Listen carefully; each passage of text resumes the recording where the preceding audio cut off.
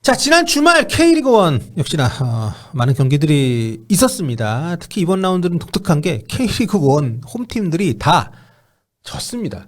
다 못 이긴 것도 아니고 다 졌습니다. 무슨 토트넘이에요. 홈에서 더 약합니다. 자, 먼저 가장 우리가 주목해 볼 만한 경기, FC 서울이 김천 상무 상대로 홈에서 패배를 했습니다. 네, 이 경기 서울이 진 홈팀 중에서는 유일하게 멀티골 넣은 그런 팀이고요. 네. 유일하게 골 자체도 유일하지 않았나요? 골 자체를 유일하게 넣은 서울.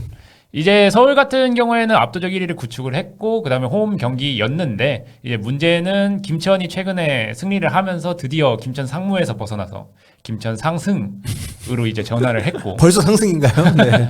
2연승하면 상승이죠. 그렇기 때문에 또 김천하고 지난 시즌 서울이 상성이 좋지 않았습니다. 특히 마지막 두 경기에서는 그 두 경기에서만 9실점 하면서 2패를 당했었기 때문에 이번에 조금 김천을 잡고 싶다라는 마음이 있었을 거고요. 요새 좀 킥오프 중에 특이한 게 이런 팀들이 있더라고요. 킥오프를 할 때 그냥 뭐 터치라인 밖으로 내보내고 이런 경우는 많은데 최근에는 또 그냥 높게 차올리는 킥오프들을 많이 하더라고요. 네, 그 파리 생제르맹이 한동안 했었던 네. 전방 쪽 측면 쪽으로 빵 보내가지고 선수들 확 달려가서 압박하는 그런 방식을 많이 하죠. 예, 근데 그런 방식이 아니라 진짜 말 그대로 공중으로 띄우는 그거를 지난 경남FC 그 배성재 감독 있는 경남FC에서도 하고 그래서 되게 지금 특이하게 보고 있거든요. 어쨌든 김천에서도 이런 높게 차올리는 킥오프를 했다. 그걸 얻는 게 뭐래요? 그걸로 얻는 거는 그거죠. 아무튼 높게 차오르니까 그 채공 시간 동안 일단 전진을 해서 또 비슷한 거죠. 터치라인 밖으로 내보내면 상대편 공인데 일단 이렇게 높게 차올리면 50대 50이 되니까 그런 점을 좀 노리는 것 같습니다. 어떤 그런 노력들이 결국에는 승리로 이어졌습니다. 예, 그렇습니다. 사실 서울이 경기력 자체는 평소와 비슷했거든요. 그러니까 수비를 빼고 그냥 경기력 자체를 놓고 봤을 때는 뭐 평소처럼 패스워크도 잘 되고 그 다음에 전반에는 거의 뭐 김천을 상대로 좋은 경기를 펼쳤다라고 봐도 될 정도로 이렇게 했는데 사실 김천의 장점은 항상 그런 어떤 높은 에너지 레벨 그 다음에 피지컬적인 경합에서의 우위, 그다음에 빠른 전환 이런 짬밥에서 것들. 나오는 파워죠. 네, 그렇습니다. 그런 게 있었기 때문에 어떻게 보면은 끝까지 그런 에너지 레벨을 유지할 수 있었던 김천이 서울을 이겼다 이렇게 정리를 할 수 있겠습니다. 근데 이 경기는 사실 뭐 김천이 잘한 것도 있지만 야잔 때문 아닙니까? 그렇죠. 3실점에 모두 이제 야잔을 중심으로 한 외국인 센터백들의 집중력 문제가 노출이 됐죠. 네. 예, 그러니까 야잔이 판단 미스를 해서 조금 뒤로 흘리면 그거를 로스가 주워 담지 못하고 오히려 우왕좌왕하면서 그런 상황을 김천 선수들이 잘 이용을 했고 네, 이름을 로스가 아니라 프라핏이라고 줬어야죠. 아무튼 야로 조합이 진짜 야로가 있었습니다. 이 경기에서는. 예, 그렇습니다. 그래서 전반 30분에 고재현 선수가 선제골 넣을 때도 네. 야잔 선수가 그런 판단 미스가 좀 있었고 그 다음에 로스 선수도 그거를 제대로 제어하지 못하면서 선제골이 들어갔고 특히 후반 35분에 김민균 선수가 제역전골을 넣을 때도 똑같은 그런 패턴이 반복이 돼서 네. 이날 사실 야로 조합이 그 전까지는 그래도 서울을 철옹성까지 막아주면서 사실 멀티 시점이 없었거든요, 서울이. 근데 이번 시즌에 리그에서 처음으로 이렇게 김천한테 3실점을 허용하면서 결국에는 패배를 하고 말았습니다. 그렇습니다. 전반전 1대1로 마무리가 됐고 서울이 역전을 시켰다가 재역전을 당하면서 좀 패배를 한 그런 경기였고요. 네. 주승진 감독의 맞다시 축구가 이제 확실히 자리를 좀 잡아가는 것 같습니다. 맞다시가 뭔 뜻이에요? 맞다시. 그 밥에 뿌려 먹는 그 양념 아닌가요? 예, 아, 그걸 맞아요. 맞다시라 그래요? 네. 아. 아니, 특공대 다녀오셨으면서. 아니, 좋아졌네. 우리 땐 그런 거 없었어. 맞다시 밖에서도 사 먹을 수 있습니다. 저 9호 군번입니다. 9호 군번. 네. 네. 근데 사실 김천이 그전에도 무승부를 지리한 무승부 행진이 이어질 때도 경기력적으로는 괜찮다라는 평가들이 있었는데 이런 부분들이 최근에 또 연승으로 첫 번째 이제 물꼬를 트니까 곧바로 이 서울을 잡는 기염을 토하게 된 것까지 되지 않았나 네. 싶습니다. 서울전 김천이 3연승. 정종용 감독 시절부터 해가지고 3연승 거두는 동안 무려 12골. 상당히 좀 서울에게 강한 면모를 보여주고 있는 김천이었고요. 아무튼 서울이 그 지난주에 저희 서울 팬들 오셔가지고 차마 그 단어를 입에 올릴 수 없다 했는데 네 아직 입에 안 올리시길 잘한 것 같습니다. 물론 아직 뭐 여전히 1등이고 압도적 1등이에요. 네, 여전히 뭐 좋은 흐름을 가져가고 있지만 아무튼 이날 패배는 약간 좀 정신이 번쩍 들게 하는 그런 결과가 아니었나. 생각이 되고요. 자, 다음으로 광주와 대전의 경기입니다. 대전이 최근 상승세를 타고 있고 광주는 지금 밑빠진 독에 좀 물 붓는 것 같은 기분이네요. 네. 네. 0대5로 대패를 했습니다. 광주가 지금 7연패에 빠졌는데 7연패 기간 동안 5실점 경기를 5번 한 걸로 기억을 합니다. 대전도 사실은 위기였었죠. 서울전 승리에도 불구하고 그 다음에 홈으로 가서 제주에게 경기 내용 면에서 완패를 당하면서 또 졌기 때문에 대전 팬들 굉장히 성이 나 있었는데 그 뒤에 지금 울산 원정, 광주 원정에서 대승을 거두면서 팀이 살아나고 있고요. 그 승리를 좀 이끌어낸 것은 디오고 같이 새롭게 합류한 선수도 있지만은 결국은 기존에 있던 선수들.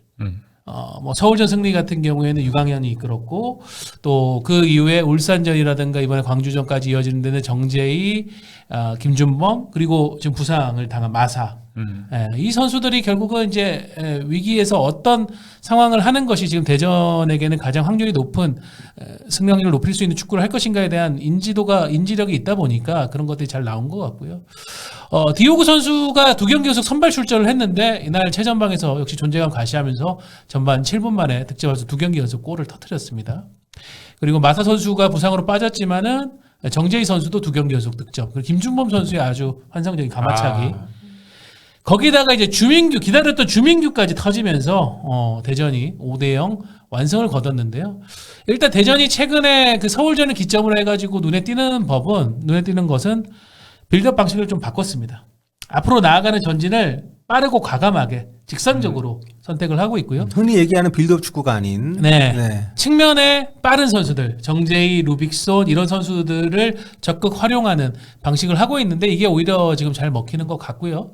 수비도 최근 4경기에서는 2차례는 클린시트 그리고 이제 2실점만 허용하면서 상승세를 타고 있습니다. 그러면서 최근 4경기 3승 1패 대전은 어느새 5위까지 올라왔습니다. 네, 근데 문제가 광주인데 광주가 전반기에 부진할 거라는 건 다들 예상을 했던 부분입니다. 일단 선수 구성 자체가 K리그 1급이 될 수가 없는 상황이고 뭐 선수 영입이 안 되는 상황에서 지금 뉴스 끌어올려가지고 시즌을 치르고 있으니까요. 이날도 이제 수비 쪽에는 이제 민상기 선수와 공배현 선수가 선발 출전을 했는데 두 선수가 무너지니까 결국에는 경기 도중에 센터백 조합을 아예 바꿔버렸습니다. 근데 그럼에도 불구하고 주민규 선수한테 추가 실점을 허용을 했고 그나마 이제 광주가 수비 부담을 덜려면 앞쪽에서 좀 플레이를 많이 해야 되는데 그런 것들을 주도해주던 신창무라든가 최경록 이런 선수들까지 부상을 당해버렸기 때문에 부상도 많아요 올 시즌에 광주가. 네, 그렇게 되니까 뭔가 앞에서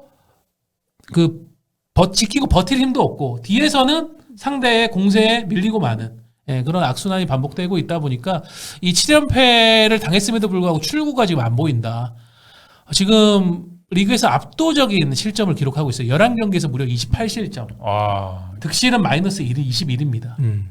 이 정도로 좀 심각한 상황으로 몰리고 있어요. 광주가 12위인데요. 11위 제주의 골득실이 마이너스 3이고 12위 광주가 골득실이 마이너스 21입니다. 지금 11위 제주하고도 6점 차로 벌어져 있어요. 그러니까 지금 1로빈 라운드를 마친 시점에서 광주는 압도적인 꼴찌. 6점 차라고 하니까 별거 아닌 것 같아 보여도 제주 절반입니다 승점이. 네, 그렇고요. 지금 이제 광주가 이번 주말에 또 내일이군요. 내일. 어린이날 전북 원정이고요. 그다음 주말에 강원을 홈으로 불러들여서 경기를 합니다. 근데 이제 광주가 이렇게 위기에 몰린 것은 또 반대로 K리그 2 팀들 입장에서 반가운 부분인데 왜냐하면 김천이 이제 최하위로 확정이 되면은 플레이오프를 거친 최종 4위 팀에게 승격 기회가 주어지지가 않잖아요. 그렇죠. 근데 이제 김천이 아닌 팀이 최하위를 기록하면은 이제 플레이오프 4위 팀이 그 12위 팀하고 승강 플레이오프를 치를 수가 있거든요. 그 얘기인즉슨 이제 광주가 지금 이런 분위기를 극복하지 못하고 12위로 내려가면 이 승강 플레이오프로 간다는 얘기인데 지금 광주가 빠르게 여름 이적 시장을 준비는 하고 있고 이미 지금 등록은 못했지만 영입한 선수들도 있고 그게 이제 위기를 극복할 수 있는 힘이 될 것인가? 근데 지금 경기 내용을 봤을 때는 쉽지는 않을 것 같아요. 웬만한 보강이 있지 않은 한은 상당히 어려울 것 같습니다. 채팅창에서 지금 광주가 한 시즌 최다 실점 기록 경신할 가능성이 있냐 하는데 뭐 경기 수는 줄었는데 지금 흐름이면 불가능하진 않아 보이긴 합니다. 불과 몇 년 전에 수원FC가 70 그때. 경기당 2실점, 네. 2실점을 평균 2실점을 했었죠. 네. K리그1은 경기 수가 올해도 38경기니까 아마 지금 페이스라면 경신이라고 하긴 좀 그렇긴 한데 K리그1. 네, K리그1에서. 네, 예. K리그1 같은 경우는 그렇죠. 예, 그렇기 때문에 근데 광주는 이제 후반기 어쨌든 변화를 줄 수 있는 그 계기 모멘텀을 삼고 이제 가려고 하는 상황이니까. 네, 일단 뭐 계획 자체는 외국인 선수를 3명에서 4명 정도 보강을 하고 또 국내 선수도 2명에서 3명 정도를 보강한다. 이런 계획을 갖고는 있긴 한데 근데 지금 부상자들도 다 핵심 선수들이어가지고 타격이 큰 것 같습니다. 게다가 또 이런 중요한 시기에 감독이 바뀌었기 때문에 또 여러 가지 좀 안 좋은 지금 뭐라고 해야 되나 상황들이 계속 이어지고 있는 네. 광주고요. 자, 그리고 다음 또 남은 경기들을 좀 정리를 해보도록 하겠습니다. 자, K리그1 저희가 이제 집중 리뷰로 2경기를 살펴봤고요. 이제 다른 경기들 한번 보겠습니다. 먼저 울산하고 포항의 동해안 더비인데 동해안 더비가 집중 리뷰에서 빠진 것도 좀 이채롭네요. 예, 근데 다른 저희가 다룬 서울과 김천 경기나 아니면 광주나 대전 경기가 골도 많이 나왔고 또 네. 이야기할 거리도 꽤 있었기 때문에 어쩔 수 없이 동해안 더비가 이렇게 조금 밀려났고 어쨌든 동해안 더비에서 울산 원정을 떠난 포항이었는데 결과적으로는 포항이 웃었습니다. 네. 후반 추가 시간 5분에 어정원의 낮은 크로스를 조상혁이 문전으로 세도하면서 마무리하면서 이게 결승골이 됐고요. 조상혁 선수는 이 직전에 굉장히 좋은 기회를 한번 아쉽게 놓쳤었는데 네, 세컨드 볼 찬스에서 그렇죠. 근데 이 크로스는 잘 마무리를 하면서 포항의 승리를 선사를 했습니다. 박태하 감독이 최근에 포항 팬들로부터도 좀 안 좋은 얘기를 많이 듣고 있었는데 역시 이제 동해안 더비 같은 큰 경기에서 승리를 하면은 분위기를 좀 바꿀 수 있는 그런 계기가 생기는 것 같고요. 야, 진짜 이날 라스트 미닛에 네. 이겼네요. 이날 뭐 포항 선수들이 헌신이 돋보이더라고요. 특히 그 기성용 선수가 후반에 그 크로스를 막으려고 몸을 날리는 장면. 뭐 기성용, 신강훈 우리 영감님들이 네, 영감님. 예. 베테랑들이 그렇게 몸을 날리니까 뭐 포항 선수들이 다 열심히 뛸 수밖에 없었고. 또 기성용 선수는 그 국내 복귀한 뒤로 울산을 상대로 처음 이긴 거래요. 서울 있을 때 한 번도 울산을 못 이겨가지고. 그래서 또 본인이 동해안 더비를 통해서 울산전 승리를 경험할 수 있어서 되게 감격스럽다. 포항 팬들에게 또 고맙다 그런 얘기도 남겼습니다. 자, 소문과 달리 이번 월드컵 때 해설을 하지 않는 자, 기성용 선수의 경기 끝나고 신광훈 그 노장 선수 2명이서 이렇게 사진 찍은 거 되게 보기 좋더라고요. 네. 자, 그다음 제주와 전북입니다. 제주가 좀 살아나는 것 같더니 전북에게 2골을 헌납하면서 0대2로 패배를 했습니다. 역시 전북도 팬들이 많다 보니까 이날 제주에 1373명 원정팬이 왔다고 합니다. 마침 또 이 전후로 쉬기도 좋은 시기고 하다 보니까 많은 팬들이 찾아온 것 같은데요. 이날 뭐 전북이 2대0으로 이기긴 했습니다만 주인공은 송범근이었다고 해도 과언이 아닙니다. 네, 맞아요. 예, 전반에 권창훈의 정말 날카로운 슈팅 막아냈고요. 후반 뭐 김윤성의 슈팅, 후반 막판에 남태희의 슈팅 모조리 다 막아내면서 결과적으로 전북의 무실점 승리를 이끌었습니다. 월드컵도 기대해 볼 만한가요? 예, 평이 좋긴 하죠. 가는 건 당연히 가는 거고. 네, 예. 외국인 그 포르투갈 골키퍼 코치가 송문 선수 굉장히 높이 평가를 한다고는 하는데 흐름 자체는 지금 뭐 송문 선수 굉장히 좋은 것 같고 제주 같은 경우에는 그 희준 기자가 얘기해준 대로 내용이 상당히 좋았거든요. 예, 경기 끝나고 나서 세르지오 코스타 감독이 이 결과는 좀 우리에게 불공평한 결과인 것 같다. 외국인 감독들이 많이 쓰는 그런 표현을 쓰면서 좀 내용적인 부분에 잘했다는 부분을 역으로 또 얘기를 했습니다.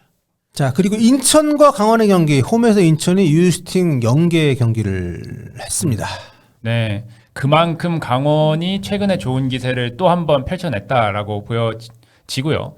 뭐 강원이나 서울 같은 팀이 이번 시즌에 잘 나가는 요인 중에 하나가 아챔에서 일본 팀들을 만나서 라는 그런 요인도 하나의 분석으로 나오고 있는데 그 말을 정경호 감독도 그대로 말을 했어요. 그 경기 후에 인터뷰에서 마치다와 같은 좋은 팀들은 항상 압박을 하고 그러니까 그거를 90분 내내 유지를 한다는 거죠. 체력이 그만큼 더 중요하다는 얘기인 것 같은데. 네, 체력도 체력이고 적재적소의 압박을 할 줄 안다는 거죠. 조직적인 압박을. 그러니까 그런 좋은 팀을 따라가려 한다라고 했는데 이날 뭐 말씀드렸듯이 여기 제목에도 나와 있지만 강원이 농구에서는 볼 법한 이제 올코트 프레스를 최근에 파리 생제르맹이나 이런 조금 최고의 강팀들이 시도하는 그런 일종의 개겐 프레싱의 발전 형태죠. 그런 압박 형태를 강원도 K리그에서 가장 수준 높게 재현하고 있다. 네. 스코어는 뭐 한 골 차였지만은 그리고 인천이 또 마지막 한 15분 가량은 제르소라든가 또 이런 선수들 통해서 정치나 이런 선수 통해서 밀어붙이긴 했는데 아마 인천 팬들이 느끼기에는 그 전에 경기 내용은 거의 완패다.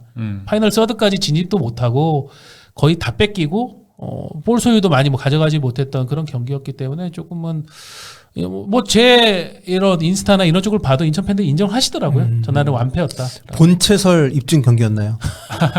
결과만 놓고 보면 그리고 이날 최근에 정말 좋은 폼 보여주고 있는 김대원 선수가 또 한 번 정말 멋진 득점을 완성을 하면서 뭐 정경호 감독도 당연히 본체지만 최근 강원의 본체는 또 김대원 선수 아닌가라는 생각이 들게 만드는. 강원이 지금 K리그 1팀 중에서 그 스쿼드 평균 연령이 가장 낮죠. 네. 네, 그것은 곧 에너지 레벨이 높은 축구를 수행할 수 있는 또 원동력이라고 볼 수가 있고, 경기를 치를수록 강원이 압박 구조를 정말 타이트하게 잘 만들고 있어요. 그게 정점에 있었던 게 이번에 인천전이었던 것 같은데.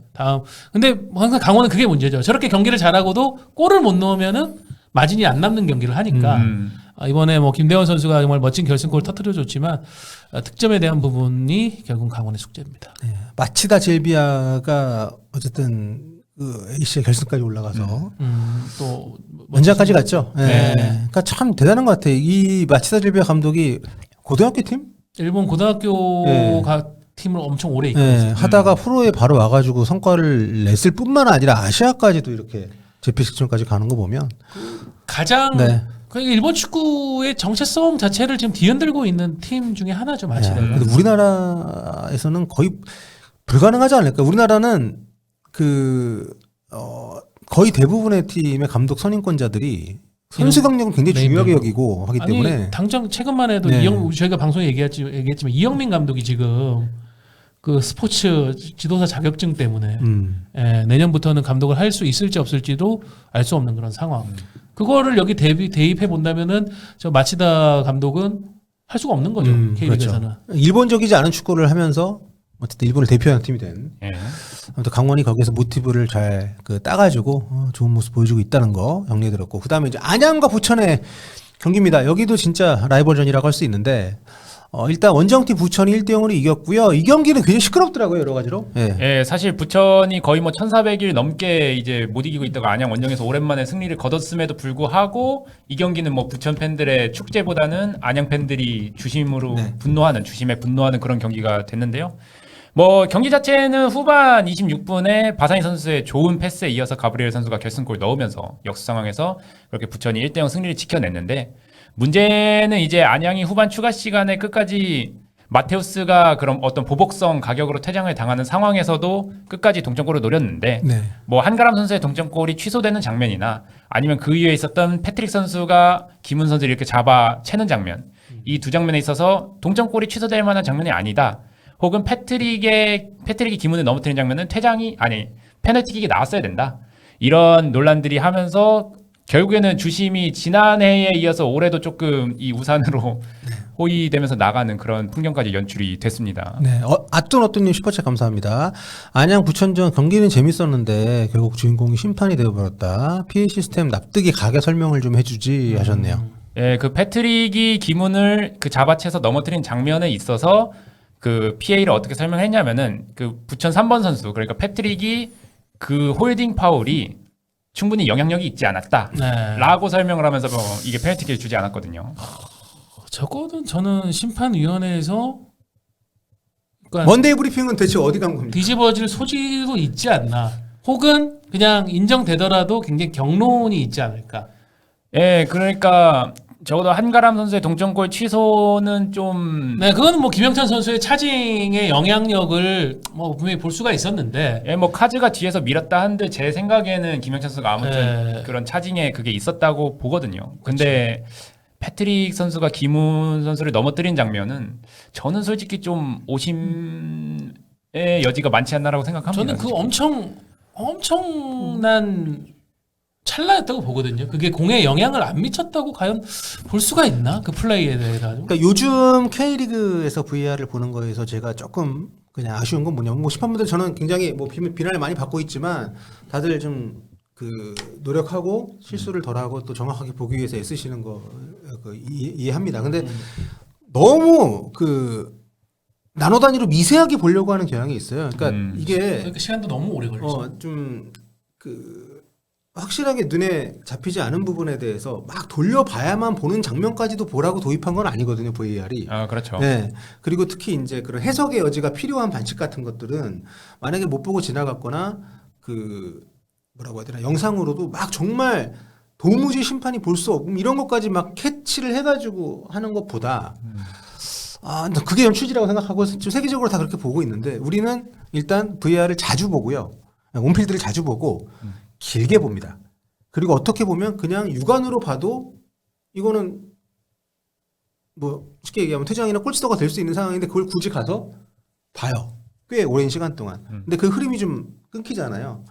그러니까 이 부분은 운영 유머가 좀 필요하지 않나. 그리고 설명하는 부분은 그래도 PA 시스템 뭐 아쉬워하시는 부분도 이해하지만 그래도 작년보다는 저는 그 부분은 굉장히 좀 디테일하게 설명을 해주고 있다고 생각합니다. 6화 원칙에 근거해서. 네. 뭐 누가 왜 이런 판정에 영향을 미쳤는지에 대해서 얘기를 해주고 있기 때문에 좀 나아지고 있는 과정인데 여전히 하지만 그 약간 논란의 판정 때문에 손해를 본 팀 입장에서는 좀 분노할 수밖에 없는 일이긴 하죠. 예.